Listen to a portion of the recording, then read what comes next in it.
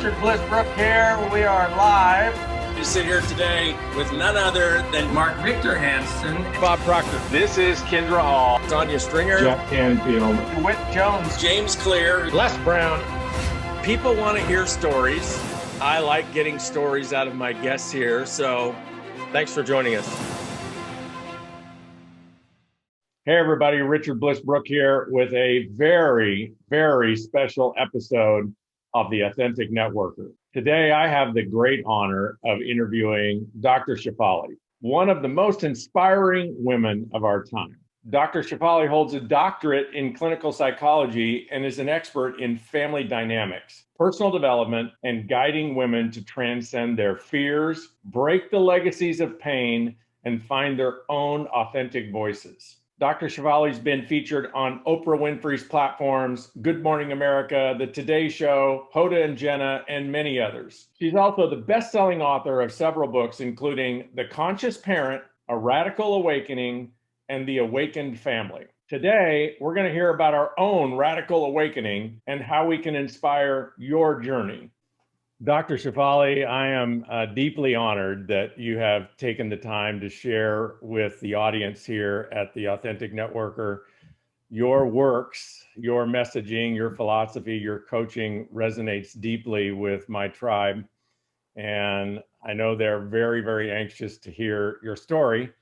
And I know you have massive intellect and extraordinary distinctions. And what I'm going to ask you mostly about this morning in our brief time together is stories. I'd like to start with, can you tell us about what it was like for you as an intuitive child growing up in India? And how did you think you knew you just didn't fit in there? Thanks for that question. Because I was extra, I think, intuitive or sensitive or aware as a child, I felt very suppressed by the culture early on. And my family actually is unbelievably liberating and wonderful. But the culture was so oppressive to me that I got these messages constantly on how to be a good girl. And those messages felt very suppressive to me. And I knew I needed to run away and break free from this constant attention I got as a child because of the coloring of my skin or my eyes, things that are coveted in that culture, the messages of, this rigid way to be that I got from this patriarchal culture. So all these ways that I was being put into a box really led to my wanting to break free out of the box. Yeah, well, that's extraordinary because you were young, right? How old were you when you had this insight? Well, increasingly, I think it was gnawing in me, but I think I really understood that I needed to find a new way. Maybe by the age of 12, I was very clearly declaring to my family that I needed to leave. And then they told me I needed to stay till I was 19, then 20, 21. But at 21, I did leave. And I did come to San Francisco and pursued my master's and then my PhD. Yeah, a whole different life. So here's a question for you, Doctor. If you could just visualize it, could you share for the audience what you think your life would have been like in some granular detail, including where would you be right now if you'd have stayed in that culture in India? Yeah, it's hard to say, right? But I guess I would be like all my friends who currently live in India, and they're not terribly unhappy. It's a beautiful place. I don't like to imagine that there's an evil place and a better place. I think I would have been okay, but I don't think I would have lived to my fullest potential. I wouldn't have transformed. I wouldn't have broken free of my own internal fears the way I did. When you leave something very familiar, you're forced to let go of a lot of your attachments. And because you're letting go, you're forced to reconsider, reevaluate. You're not so rigidly attached to the way you were raised. So I love that about leaving. I always tell people, don't run away, but certainly don't stay forever in one place. Explore, because when we explore new dimensions of places or people, we actually explore new dimensions of ourselves. And we deserve to give that to ourselves because there's so much amazing growth and transformation we can go through. And I wouldn't do without an ounce of it, even though some of it was painful or difficult, extremely challenging to adjust to a new culture, being a woman from a different country. But there's nothing to replace the tremendous growth surge that occurs because of such upheaval. Yeah, it's kind of like if you live in a big, safe boat, you might never learn how to swim. Yeah, So, exactly. but if you're tossed into the water, all of a sudden those attachments aren't useful anymore. Like hanging onto the boat is Yes, not useful. exactly, exactly. And people are so afraid of transformation, but there's so much beauty in shedding our rigidities, our, simple ways of being conditioned. There's so much that can be received from that. So even though America, in contrast, might be the land of freedom and opportunity, um, how would you describe even the Western woman's their own India that keeps them oppressed, that keeps them from experiencing their own possibilities? Each one of us is subjugated by external pressures. And whether you're in India or you live in the most affluent place in the world, there are cultural toxicities that place pressures on us that we simply can't break free from. And the only way out of breaking from the inner cage is to step into our worth, to step into our inner power. And this is something that is very hard to do because it requires that we reckon with ourselves. It requires that we look at our past emotional experiences and disrupt those patterns. Yeah, and so, at what age does that happen for especially young girls? So, what are the oppressive mantras that happen at the age of 2 or 3 or 4 or 5? And does it really matter at that age? Could you kind of describe what happens in a child becoming and how that impacts women? It begins early. It begins through the mother's breast because of her unconscious legacies. It begins very insidiously, and the girl, doesn't have any choice because there are these standards of how to be a good woman, standards of how to be an obedient woman, and if we don't follow those standards, then we are considered unworthy. And that's the messaging we get. And it's very subtle, but it's very profound. So, really, our mothers hold a lot of power to break us free and to help us young girls to develop into our own sovereign liberation.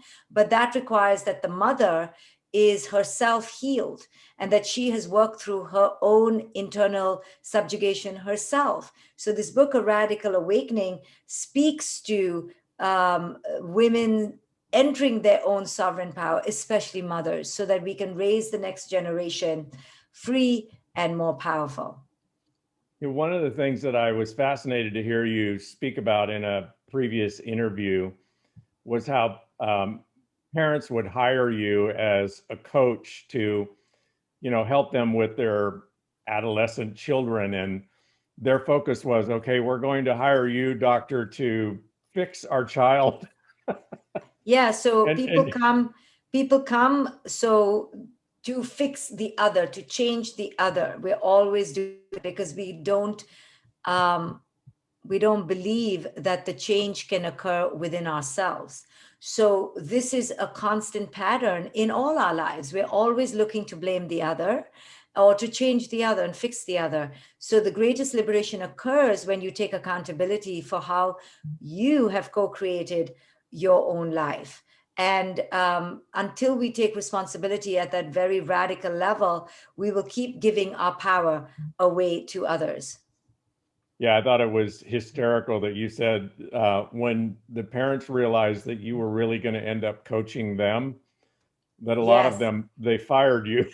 Yes, yes, yes. So the reason that people do that is because they're resisting looking in the mirror to see how they could have contributed, how they could have caused these patterns, how they could have, in their own way, put this baggage from their own childhood onto their children, and they don't want to see that. So I'm curious about in your coaching of women and looking at their childhood beliefs, their self-image, their self-esteem, what are some of the labels that women put on themselves that sort of shape them early on, and then they end up manifesting for their whole life, like a label like worthless, or what are some of the other labels that you have coached people through, Yeah, every let go of? label, yeah, every label has a belief system that is essentially a lie. So worthless, or even the label of good, be good. That's a true cage right there. It sounds amazing. Everyone wants to be good. Who doesn't want to be good? But when women are told that, that really means be quiet, be compliant, be servile, be dismissive of one's own truth. Don't make too much noise. Don't be bratty. So we are very clearly and implicitly, repetitively told that we basically need to allow the men in our lives, and certainly the white man in this white supremacist culture we live in, to lead the way. So it's not against anybody in particular, but it's just the way of this toxic patriarchy. It's very clear that there's somebody on top, and they kind of make the rules of the game, and we have to kind of fit in or shut up. And these are the labels that we feel we must adhere to if we want to fit in. And this book, A Radical Awakening, teaches women that these labels are lies. We don't have to. We don't have to be angry about it, but we don't have to buy into these systems of beliefs either. And when we shed these systems, we actually begin to liberate ourselves. And do you find that some young girls sort of take the opposite of the cage of being good and become rebels? Yeah, but the ones who become rebels are also simply just ping ponging to the other side, because they're just running away and they're fighting. And rebel or good girl, either way, we are fighting the same standard. And it's the standard of the way we need to be a particular kind of woman that is the oppression here. Because men also have a standard, but we have extra adjectives on that standard. We're supposed to be, now especially, women are also supposed to be entrepreneurs and achieving and have a career and make money. And I mean, how much should we do? Yeah, There's so much burden on us to do it all. right. You need to cook all the meals, clean up the kitchen, raise the kids, and make an extra 100 or 200 grand a year so we can live where we want to live. And be skinny and be happy all the Right. time. That's right. Don't forget to Right. be happy, because nobody Yes. wants to be around miserable. And you better be skinny, You right? better be skinny. Yeah. Look like you're loving it all. Right. So, what do you think about Mahatma Gandhi's, or no, the Dalai Lama's quote that the Western woman will save the world? Yeah, I think what he's talking about is that our current system is so broken. And the reason it's broken is because it's a patriarchal system. And the patriarchy has lost its feminine energy. So it's the feminine energy could come from a man. But that's what I think he is referring to, Yeah. that the world right now is missing connection, it's missing interdependence, it's missing presence and nurturing that really right now is typically held in the lap of the woman. But again, men can have it too, and women can be toxically patriarchal too. It's Yeah. about being masculine in a toxic way, or being masculine in a balanced way with the feminine. And it is that balance that is going to save the world. Yeah. Curiosity, empathy, love. That's certainly missing at the highest levels of leadership Yes, globally. yes, yes, And that could be the death of us all. yes, Um, absolutely. so pretend, Dr. Shefali, that I am a woman, Mm-hmm. and I have the typical low self-esteem, which I may have compensated for. Like I may be very successful and a big hustler and a great parent, but what drove all of that was a fear of not being accepted, not being perfect, because at the core, I just don't feel like I'm enough. What's the journey that you would guide me to be on? Now, I started reading your book. I haven't finished it. That's a lifelong study. The Radical Awakening could be a lifelong study. One could read that book 20 times and get more the 20th time than the 19th. That's deep. That's deep stuff. Not inaccessible, totally inaccessible, but that's a work of art there. How would you guide me? What would be the journey that you would guide me on so that I could shed those limiting self-beliefs that haunt me and make me small and weak and scared and even resentful and angry? How would you guide me to find my bliss? Yes, it's a journey. And this book, A Radical Awakening, is not for entertainment. It's not for your pleasure, really. It's really for those who want to seek to live a more honest, authentic, transparent, raw life, like your podcast is trying to share with the world. And it is about spiritual seeking and those who want to liberate themselves from the shackles of this very greedy, power based matrix that we live in. So, if one is a seeker, this book is very accessible. It'll just resonate with them like it does with you. But if people are resistant and they don't want to truly grow, then this book is not even going to hit home. So, the journey of awakening, yes, does take a commitment. It's not taught in schools. It's nothing that our parents really teach us. It's something that as you grow, you have to thirst for and seek with a deliberate intention. And there's a process. Once you begin, it could take 6 months to a year to begin to really enter another level of elevation. But as you evolve, you can't unsee what you have seen, you can't unknow, and you cumulatively begin to integrate these teachings. And then you begin to realize, oh my goodness, I am happier. I am treating my body differently. I am making better relationships. I am feeling deep enjoyment in my present moment. And that's what this journey does. It's not an intellectual journey, it's a deeply emotional, profoundly personal one. But when you take it on, you do see an immediate, palpable, qualitative shift in what you experience out in the world. Yeah, beautiful. So I believe that you're a fan of coaching.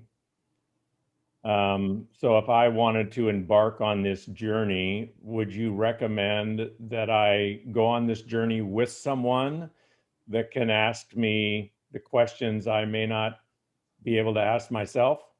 I think it's imperative to go on this journey with an usher and a guide. I actually train coaches in consciousness and conscious parenting, and allow them to get the tools to go out into the world to be coaches. So I have lots of coaches if people are looking for a coach, but we absolutely need to have a coach by our side to navigate these new terrains where you are stepping into a new identity that you haven't till now. So this can be a little bit of a scary process, but when you have someone who's walked the path, you can do it with greater courage. And in this book, as you talked about, I talk about my own journey so that I can be the reader's usher and the reader's guide, holding their hand down their own path of awakening. Yeah, your vulnerability in there is profound. I mean, just a couple of the opening stories about where you found yourself and how that was bottom for you, and you use that to pull vault yourself out into transformation. They're beautiful, heartfelt stories. Dr. Shefali, do you feel like one of the things that really paralyzes women to seek their own power is the fear of how that will disrupt their marriage?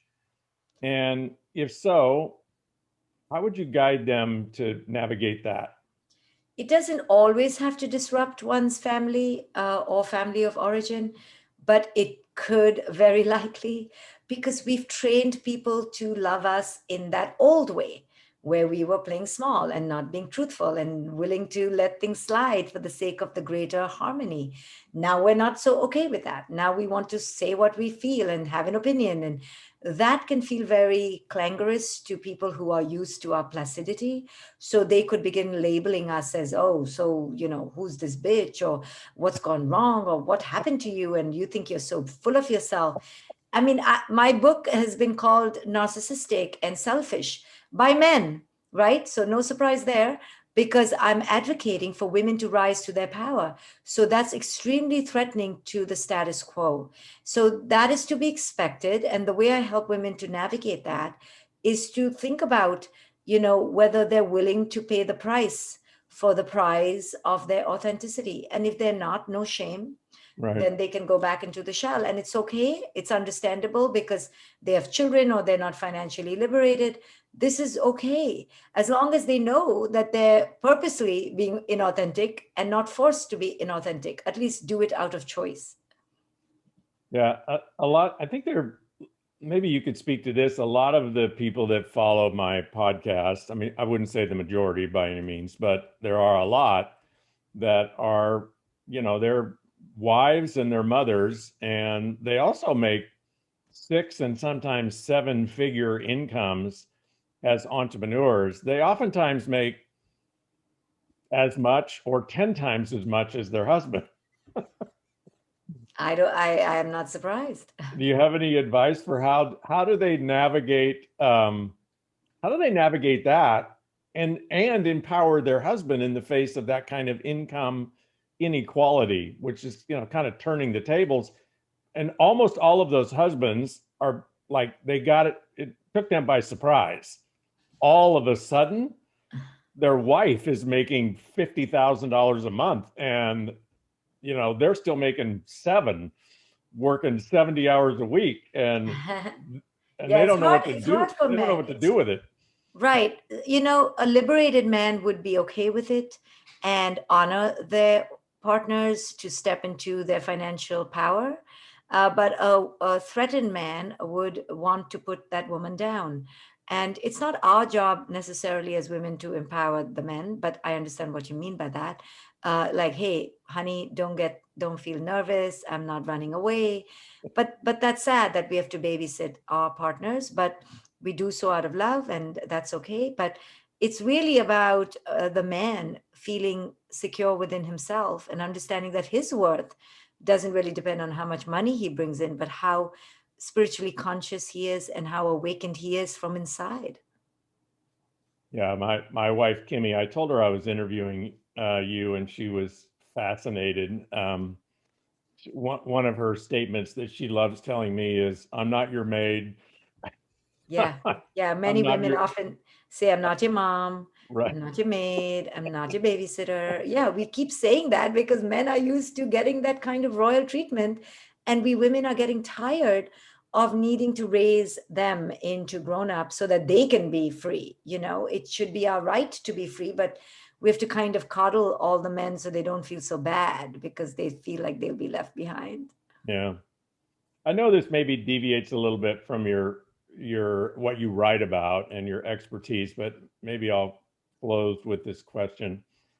Um, I think it's fascinating that you came to America and you went through academia and you got the degrees, but then also in a short period of time, in about 6 years, you've written 3 best-selling books, and you have the accolades of the most influential and powerful people in the world. And you and I have sort of a parallel, interesting story, Dr. Shefali, with Oprah. So I was fascinated with your 312 vision that you had with Oprah, and I'm going to ask people. I'm going to ask you to tell that story, and if you could just sort of, you said it so beautifully in one of your interviews about you used to hustle and you used to press and you used to, try to force your way into success, and part of your enlightenment is just to learn the grace of visualizing where you want to go, where you want to be, who you want to be around, and then just be in that community and serve that community and find your own graceful way of connecting the dots. Can you tell the Oprah story and the 312 mantra? I love that piece of the story. For our audience that's looking for how can they manifest their vision? Because you certainly have manifested yours. Thank you. So 100% what you said, that you have a vision for where you want to serve the most and how that makes you feel most alive. And you keep that in the forefront of your focus. And then you keep showing up and showing up and showing up and showing up. So part of the 312 story really was part of my hustling, was not the wisest part of me. It was the craving part of me that so wanted to be on Oprah's Super Soul that I used to just wait for the 312 to just miraculously show up on my phone. But I also did a lot of work to try to get that to happen. I never stopped working and showing up toward my own greatest service. And the 312 was just like, I just wish she would. I just wish she would. But I never stopped at just the apathy of the passive, I wish she would. I kept showing up. And then I kept connecting dots and kept doing the work. And then I did meet people who knew her, who knew of her. And then each one took me closer. And then one day I did get a call from an Oprah producer, and then I was on Oprah. So, but I don't want people to think that there was a passivity there, because sometimes this whole manifestation illusion makes us feel you can just pin it on the bulletin board and keep, having it as a mantra. It'll show up. No, it won't. It really will not. I mean, and even people who think I'm successful, I mean, the daily showing up is so tremendous and exhausting. And there is no accolade out there that really will make you feel like you've ever completed your journey. So after Oprah, I kept going. I mean, nothing changed in a huge way. My life was still simple and the same. But sure, did it give me a leg up? And sure, of course, but it doesn't come without showing up on a daily basis for your vision. And you have to regenerate yourself. We think in our fantasy, well, if I got that medal, then I'll be happy and I'll do it effortlessly. No, every day you have to believe in yourself, believe in your mission, believe in your service, and show up as an action, as an effort, as a true commitment. And I don't mean by force. I used to force in the past. I used to hustle. When you're young, you do that. Mm-hmm. Now I allow things to come with grace, with greater flow. I really pay attention to where things and people give me joy and move towards those flows and direction. But that's the only way to quote unquote manifest. Otherwise, we will completely burn out and just go up and down like a seesaw. And you don't want that for yourself. You want to keep regenerating and work from a true place of deep purpose. Yeah, beautiful. You might appreciate my Oprah story, Dr. Shefali. So I wrote this book in 1995, and it was about the time that Oprah was doing the book club. I'm not sure what it was called, but I had the same sort of vision you did. I thought if Oprah would just read my book, or at least read the first chapter, I thought she would appreciate it. And I thought she would read the whole book, and I actually thought she would love it. And so I sent her a letter in the book and said, hey, I've promoted you. I've, promoted your books. I would really love it if you just read the first chapter. If it authentically resonates with you, if you love it and you find yourself reading the whole book, then that's awesome. And maybe you could recommend it, and that would be a big break for me. And my hustle, which was, the force, was I FedExed Oprah my book and the letter twice a week for 7.5 years. Wow.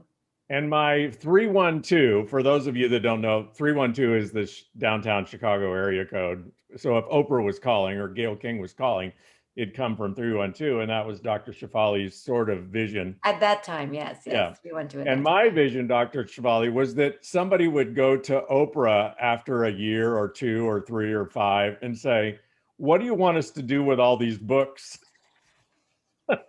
And she would finally read it. And 7.5 years later, my assistant, I was in California, my company was in Idaho at the time. She called me and she said, "You're never going to believe who we got a letter from." And I said, "Who's that?" She said, "Oprah." It's like your 312 phone call, right? Right. So I said, "Well, open it up and read it to me." So she opened it up and read it, and it said, "Dear Mr. Brooke, please cease and desist." Ah, It was from the legal department of Harpo Productions. right. So Right. I And wasn't.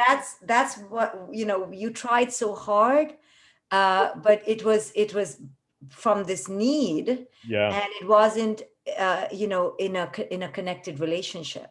yeah, it Right? You wasn't were just having a graceful. relationship with your own need. And Right. that's what it's a tricky thing, because we've been told just go for your dreams.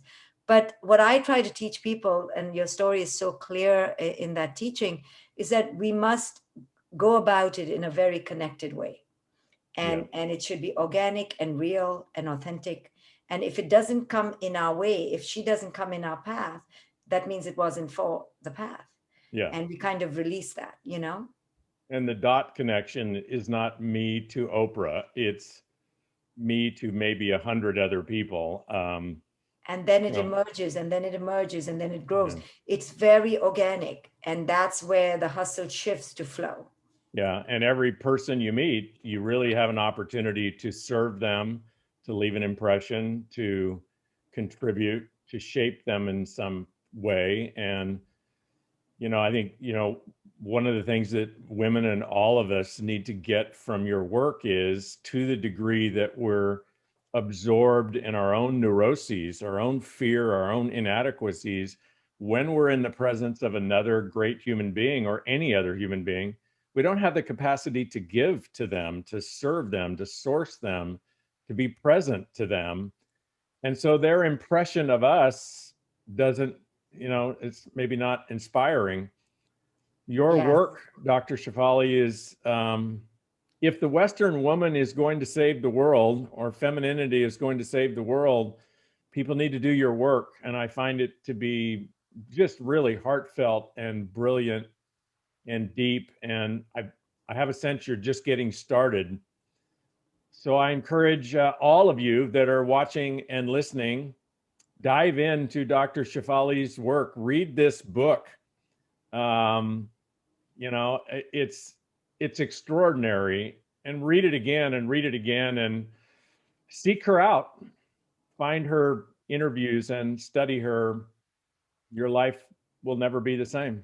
Thank you so much, Dr. Shefali. Thank you so much. It's been a real pleasure to be with you. Good day, everybody. Thanks for joining us at the Authentic Networker. We'll see you next time.